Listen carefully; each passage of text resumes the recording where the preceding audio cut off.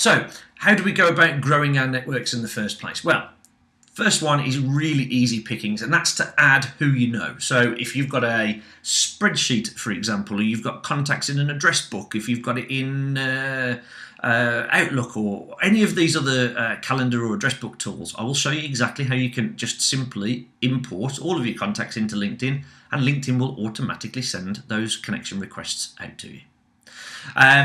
You can go through your connections to see who you've missed, because no doubt we haven't got absolutely everybody we know in our address book, and if we're connecting to a lot of people who move in similar networks, then great, you know, we can go through flick through a few of our connections, see if we can identify other people that we know that we may have missed, and also invite those to connect.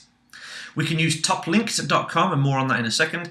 We can join open networker groups. Now, open networker groups are a really, really fantastic way to automate some of your connection building, because if you join open networker groups, then many of the members within those groups will try and connect to you. So that instantly helps grow your LinkedIn network without you doing any work at all once you've joined the groups. And I'll talk a little bit more about what open networkers are and the groups in a second. You can add your LinkedIn profile to your email signature. So in your normal email signature, you've typically got a mobile number, a website, and an email address. Add your LinkedIn profile. And if you want to be extra sassy about it, then what you can do is you can put a reason why people should connect with you on LinkedIn. Follow me on LinkedIn for the latest updates in whatever sector you're in. And don't forget the people that you meet. So networking events, lunches, trade shows, exhibitions, all of this sort of stuff is really good opportunities for adding further connections to your LinkedIn profile. But you can't just simply add people that you meet at a trade show. That's just a little bit creepy, to be honest. So the best way in which to do this is to have the conversation. You exchange business cards. When you meet somebody in person, let them know that you're going to connect with them on LinkedIn. All of a sudden, all of the question marks around your reasons for connecting disappear, because you can say something along the lines of, oh, great, do you use LinkedIn? Yes, I do. Oh, okay, well, I'll ping you an invite across later on. Look out for it and I'll speak to you soon. So just let them know that you're going to connect with them, and the response rate goes through the roof. So there's a couple of ways in which you can grow your network. Some of it's a little bit more automated, certainly if we join the groups like Open Networker and that sort of thing. But these are just the real basic activities that we can use to grow a much wider and diverse network. So how do we go about doing this? Right. So if you want to add some of your connections, you can go on over to LinkedIn. I'm going to show you this in screen grab so I can blow this screen up without losing too much quality. And you will notice a blue word network in that top menu there. If you go to that network option and click add connections, you will then be taken to a page that looks like this, and you can import your connections from your email, from your Hotmail, from Outlook, from Gmail, from Yahoo Mail, or any other email that you have. All you simply have to do is select which email account that you have there, and then put your email address and your email password in, and your contacts will be imported into LinkedIn, and LinkedIn will automatically send your invite requests out to people saying, hi Bob, John wants to connect with you on LinkedIn. So it's a very quick and easy way of being able to do that. If you wanted to add connections in another way, now there is a couple of other ways in which you can do so, maybe Excel spreadsheets or maybe connections from some other apps that you use. Again, if you click on the Add Connections tab, and over here on the right hand side you can see this red scrolly wheel that I've put over the top of here to highlight it for you. There's a little cog, and if you press that cog, this is where you can open up some real potential with LinkedIn, and most people miss these.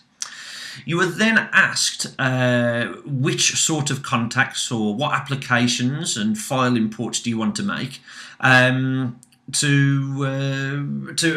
LinkedIn to automatically go ahead and send these requests on your behalf. So the first one here is Outlook Contact CSV. Now that is vital for using TopLinked. So this is how you get to that point. So when we're going to TopLinked and we've downloaded the spreadsheet, this is how we upload the spreadsheets. We go to that little scrolly wheel that I've just shown you, and you click on Outlook Contact CSV. That then allows you to import a spreadsheet of contacts, first name, last name, email address, that sort of thing.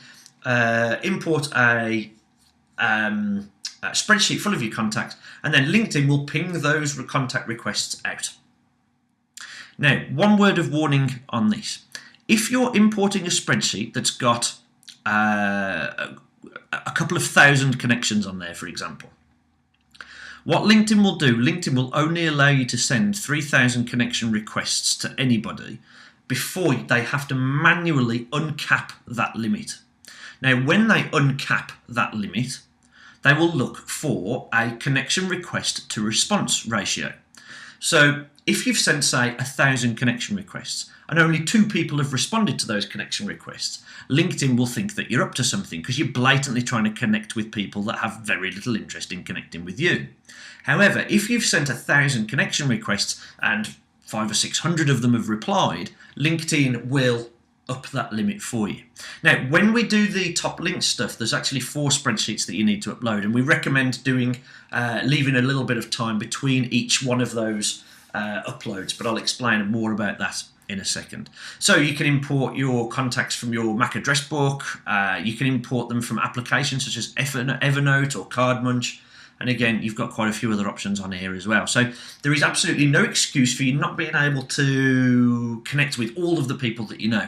One of our previous clients actually hired a temp because all of his contacts were in a shoebox in a filing cabinet, and they were literally business cards that he'd collected and not really done a great deal with. He just dumped them in a shoebox in the bottom drawer of a filing cabinet. So he hired a temp to put all of his business card contacts, first name, last name, email address, into a spreadsheet, and he simply just uploaded them to LinkedIn. So even if you've got no formalized way of accessing or importing your contacts into LinkedIn, get them into a spreadsheet at the very least. Go through all your business cards, all your old notes, that sort of stuff, and connect with as many people as you can on LinkedIn. Now, like I've said originally, it doesn't matter how targeted these first degree connections are. We're going to use these to get hold of the people that we really do want further on down the road.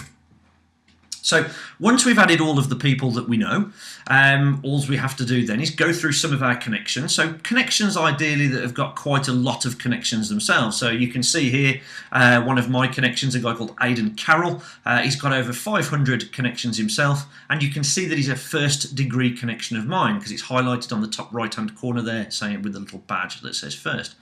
So all I would do, if I wanted to scroll through some of Aidan's connections and see if he knows anybody that I know, and we're not after poaching or anything like this at this stage. This is just simply a quick flick through some of our more connected connections, having a quick look through their connections to see if we can add anybody else in there. All I would do for that is I would simply click on the 500 plus connections wording that we can see towards the bottom right hand side of the screen there. Once I do that, it will open up a list of his connections, and I can just quickly flick through a few of those, see if there's anybody I know, and move on. It's a very, very low touch activity.